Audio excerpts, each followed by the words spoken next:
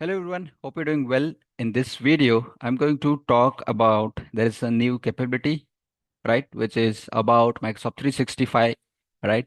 And this capability is going to be something that is going to be based on the different aspects of the business or the companies that they are operating in different regions, different industries, different regulations, different compliances, right?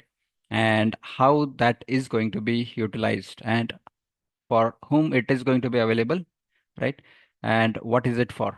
Or why go for it? Or is it worth maybe going for? Because many companies would definitely uh, look into it and understand its uh, maybe they if they wanted to invest it or they should go about it or they should not, right? So basis on that and basis on their basic needs basically, right? So depending on the business how they wanted to go ahead and make sure they are also following their compliances, security, regulations, and everything together because they are definitely into the different regulated countries, regulated geo locations where they are doing the business, right? So that is what I'm going to talk about. And this is a brand new announcement that Microsoft has made for EU, which is European region or European countries, basically, right? So, what is that, and how it is going to be utilized, helpful, and how companies and businesses are going to be adopting it, right? So, currently, this is in preview, or that's going to be made available for all those companies, generally available for all the customers across the EU, right? But that can become globally or GA for all the global countries, right? So let's talk about it and I'll walk you through about all of that one. So let me share my screen quickly and let's go ahead with it. All right, so this is the new one that I'm talking about, which is Microsoft 365 Local, right? So what it means that the local is something which is being used by many companies, right?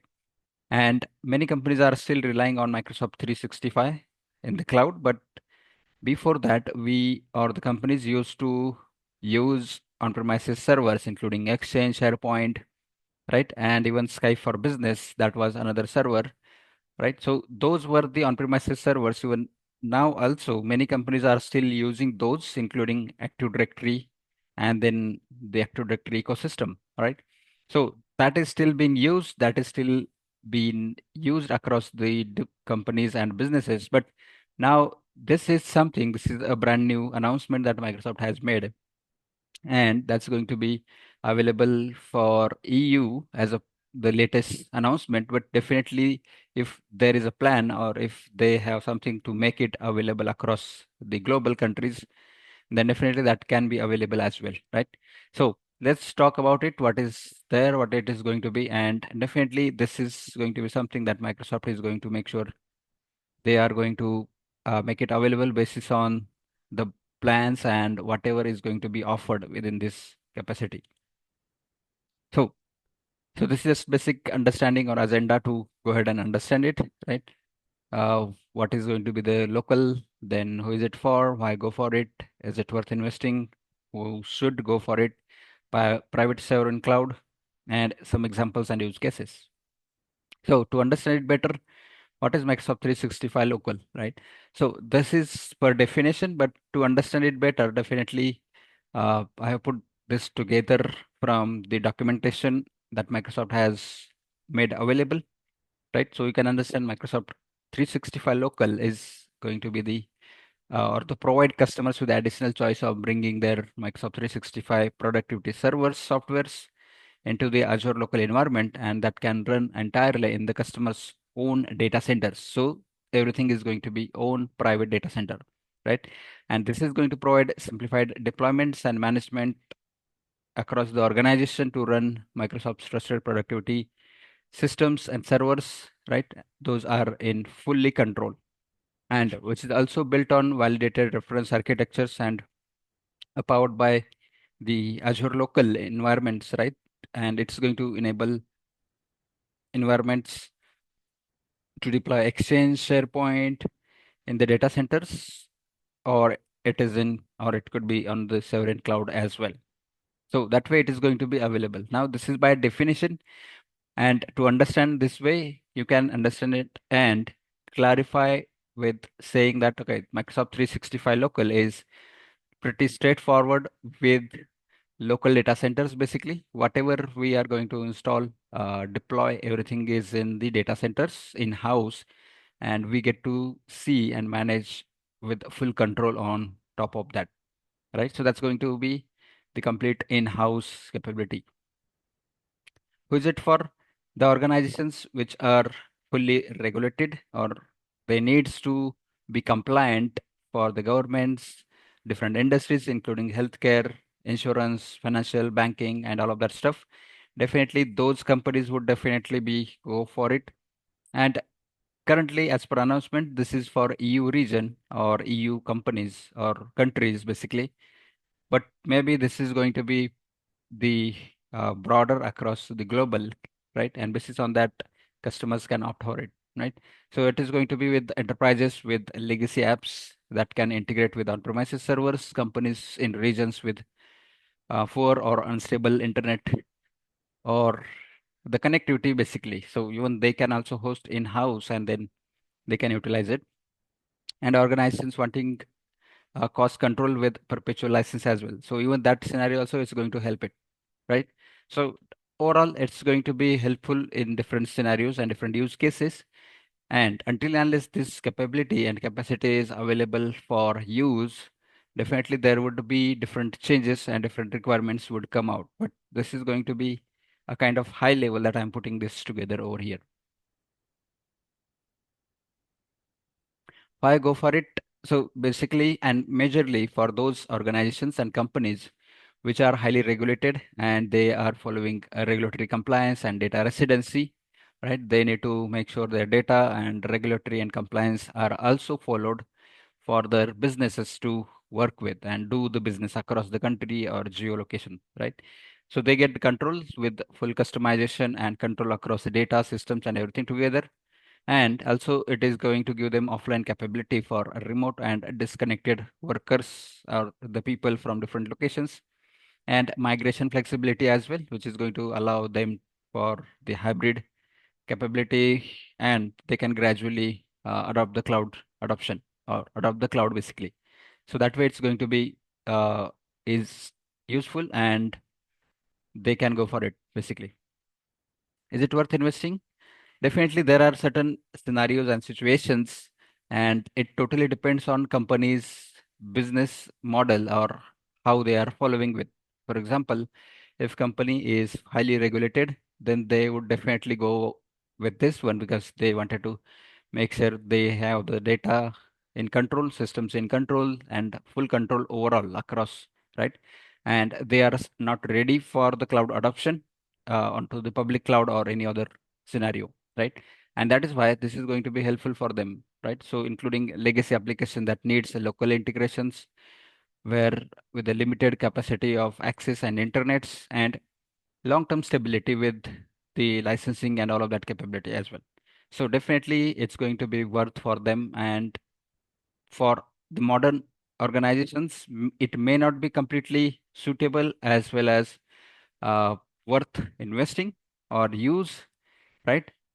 Again, it depends on their use cases, their requirements, and how they are going to be doing the business, whether they wanted to be or they are into the fully or highly regulated environment, countries and locations, and they are, then they definitely they can go ahead. But if not, then definitely they may not opt for it. They may not go for it, right? So depending on the needs, requirements, and use cases, definitely they can go ahead and adopt it.